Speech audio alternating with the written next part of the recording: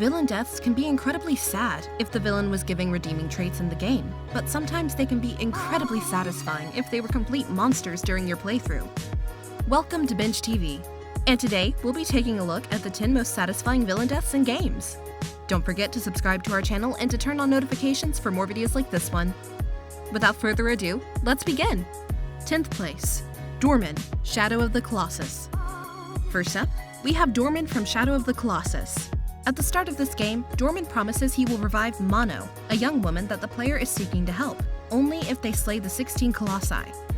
After all is said and done, Dormin then reveals that he was trapped in the Shrine of Worship and his condition for being freed was all the Colossi being dead. So, players are finally able to defeat Dormin at the end of the game and revel in his death after using them for so long. 9th place, Cyberdemon Doom 3. Cyberdemon might not be the ultimate villain of the series, but he's definitely one of the most challenging bosses in Doom 3. Being the final boss, he's incredibly difficult to kill, as players have to use a special weapon called the Soul Cube, which they launch at Cyberdemon. While it only takes 4 shots to kill the boss, the monster's minions often get in the way of the launch, thus absorbing the blow and keeping Cyberdemon alive while it keeps attacking the players. Victory couldn't be sweeter than what is felt at the end of this boss fight. 8th place, Andrew Ryan, Bioshock. Next up, we have Andrew Ryan in Bioshock. Ryan is the main antagonist of the game, trying to kill the player as they make their way through Rapture. However, he crossed a personal line when we learned that Ryan killed Jack's mother in the most brutal way possible, making his death even more satisfying as we carry it out with a golf club. 7th place, Mr. Jefferson, Life is Strange. Next up, we have Mr. Jefferson from Life is Strange. He's a photography teacher at Blackwell Academy, introduced as the cool and nice teacher loved by all students, who then turns out to be the main villain. He can be killed by David Madsen in the game if Max reveals to David that he killed Chloe. This will cause David to shoot Jefferson and kill him. 6th place, Zeus God of War 3. Zeus is by far one of the most unempathetic villains in the entire history of games. After an epic final boss fight against Kratos, the God of War finally manages to kill Zeus by running him through with the blades of Olympus, and then proceeds to beat him to death with his bare hands. After so much betrayal, plotting, and manipulations, Zeus totally deserves that beatdown. 5th place, Albert Weissker, Resident Evil 5. In our 5th spot, we have Albert Weissker from Resident Evil 5. After an epic battle against Chris Redfield inside a volcano, Albert Weissker makes one final-ditch effort to bring down a helicopter carrying Chris and Shiva using his tentacles.